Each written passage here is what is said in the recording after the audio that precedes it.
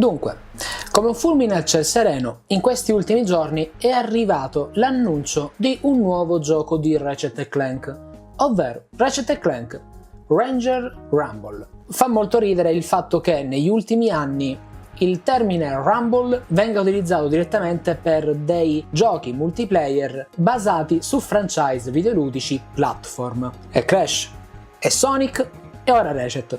Il prossimo cos'è? Super Mario Rumble? Ma andiamo con ordine. Io sono DaniQ94 del Crash Bandicoot Zone e vi do il benvenuto in questa sorta di recensione.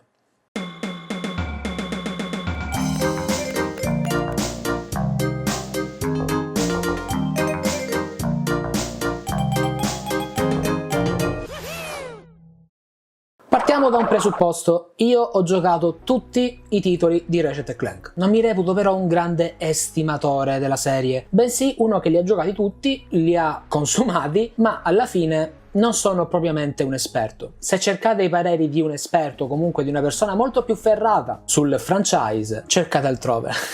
Io sono un semplice giocatore di platform 3D specializzato in Spyro, Rayman e Crash soprattutto. Quindi quello che andrò a raccontare qui sarà pressoché la mia esperienza, tutto qua, la mia esperienza da videogiocatore. Ora, diciamo che l'annuncio di questo gioco ha fatto un po' scalpore, perché tantissime persone si aspettavano direttamente un nuovo titolo su console, o magari comunque un titolo più consono alla serie. Fermo restando che però questo titolo è consono alla serie. Avete presente il multiplayer di Ratchet & Clank L'altezza non conta, o anche il multiplayer di Ratchet Gladiator o Deathlocked? Ecco, è più o meno la stessa identica cosa, con qualche mix con altri titoli del genere. Ma facciamo le cose per benino. Che cos'è Ratchet & Clank Ranger Rumble?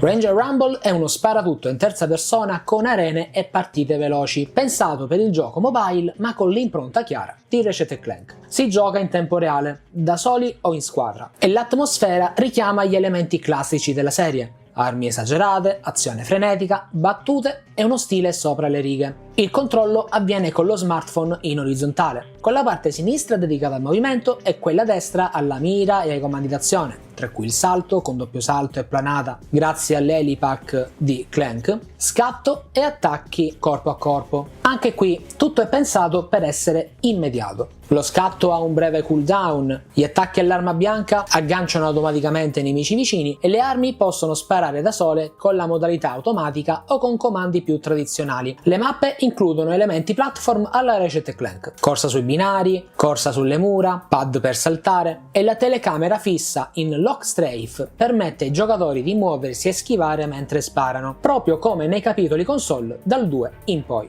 Al lancio di questo accesso anticipato, perché ricordiamoci che è un accesso anticipato, sono disponibili 10 eroi provenienti dalle dimensioni di Ratchet e di Rivet. Abbiamo Lombax, pirati spaziali, un Warbot, un Mort e persino un Ameboide. Incredibile ma vero. Ognuno ha 3 statistiche principali: potenza, salute e velocità, ed una rarità che ne determina il costo e la forza. Le armi funzionano in modo simile, con rarità, livelli e mod sbloccabili, e includono classici come il guanto sparabombe ed il Rhino, ma anche novità assolute come lo Sparameboid. Il gioco propone 3 modalità principali, sbloccabili avanzando nell'Adventure Mode, nella modalità avventura. Bolt Rush, una sfida a 6 giocatori in cui vince chi raccoglie più Bolt, con fasi successive ed un finale stile Re della collina, in cui il primo in classifica diventa un bersaglio vivente. Total Rumble, un deathmatch a 8 giocatori, veloce e caotico. Ed infine Blast Ball, una sorta di Rocket League in miniatura 3 contro 3, con tiro, scivolate e power up ad hoc. Il gioco è classificabile nella storia dell'universo come una sorta di addestramento virtuale gestito dal capitano Quark, che nel tutorial fa anche una divertente gag mostrando il modello di Ratchet direttamente da Ratchet 1. Lo si può capire semplicemente perché Ratchet è scalzo, per poi sbalzarlo via e mostrare il Ratchet più attuale, che ha una grafica sì molto cartoon, ma che si rifà in qualche modo anche allo stile dei fumetti usciti parecchi anni fa ormai, stile che poi venne adottato da Tutti per Uno o All for One in poi.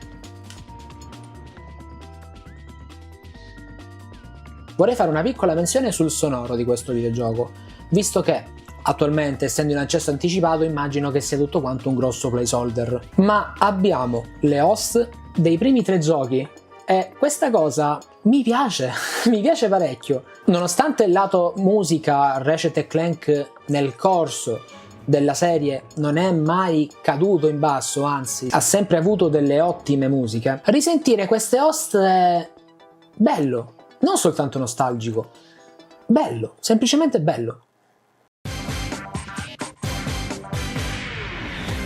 La progressione ruota attorno alla modalità avventura. Una campagna di 30 capitoli con obiettivi specifici, livellare personaggi, ottenere armi, vincere partite, che ricompensano il giocatore con diverse valute. A queste si affiancano i quest, scritto proprio QWEST, per citare quest, ovvero missioni, e Quark. Divisi tra giornalieri e stagionali, che alimentano il Quark Pass, un Battle Pass da 60 livelli con versione gratuita e premium. Non mancano sistemi extra come il Rebo, una sorta di chest opening in pratica, e bonus giornalieri per il login. La quantità di valute è notevole. Credits, Q di Quark più credits, crediti. L'Orbs, token per gli eroi e per le armi, medaglie eroe, Fascionium, Cores, Raritanium, ognuna collegata ad un tipo di potenziamento o sblocco. La monetizzazione arriva tramite lo shop interno, che offre pass premium, offerte limitate, valuta acquistabile e skin cosmetiche. Il gioco è sviluppato da Sony in collaborazione con OBB, ovvero gli autori di Frag Pro Shooter, uno studio francese, con Insomniac nel ruolo di supervisore creativo. Nessun annuncio, almeno per ora, di versioni console o PC. Ora, arriviamo un attimino alle considerazioni. Per me questo titolo è divertente, intrattiene, ma il più grosso problema, oltre al fatto che comunque è un gioco free to play e quindi è pieno di microtransazioni, è proprio questo. Questo è il problema. Il cellulare. Perché giocare sul cellulare ad un titolo come questo può essere divertente tanto quanto, se si è abituati. Io gioco dal 2015 a Dokkan Battle, quindi in qualche modo sono un po' avvezzo ai videogiochi. Diamine.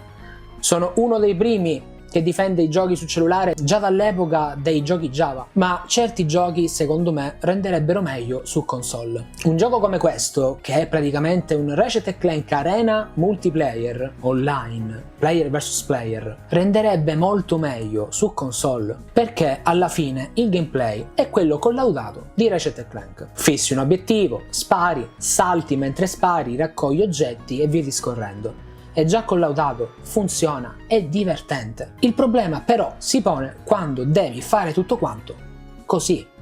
E io ho le dita che comunque sono abbastanza piccole, credo. Immagina avere le dita di Shrek, per esempio.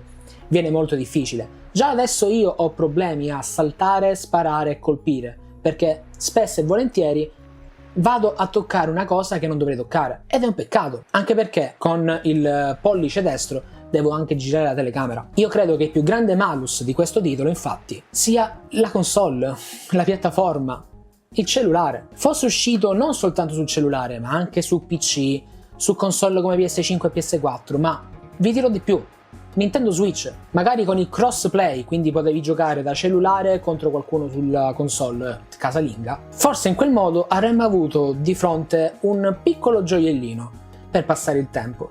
Chiaramente è sempre figlio di quei game as a service, e questo è palese. Però il divertimento, secondo me, con questo gameplay, con queste meccaniche, non mancherebbe. Anzi, ha potenziale questo titolo. Il problema sta proprio che sul cellulare. Unicamente sul cellulare. Io mi auguro che possa vivere abbastanza da essere portato, così come tanti altri giochi oggigiorno, da cellulare a console, e allora forse là inizieremo a parlare di un gioco che sì, vuole spennarti soldi, ma che puoi giocare tranquillamente gratis divertendoti. Io mi auguro che sia questa la strada.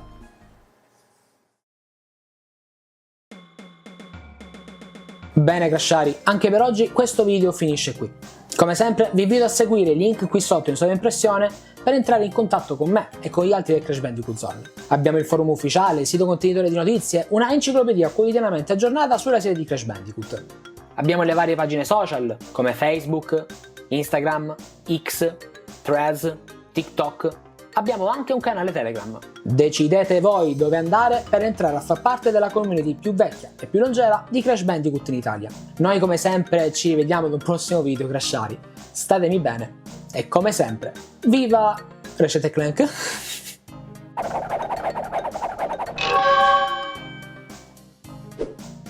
La cosa bella di questo gioco è che nelle bio dei personaggi c'è anche qualche pillola di lore. È qua che secondo me si vede lo zampino di Insomniac. I fan di Ratchet oramai sono sempre alla ricerca dei Lombax perduti e Insomniac questo lo sa, e quindi lei, meschina, Insomniac dico, sa bene come giocare con i sentimenti dei suoi fan. Maledetti.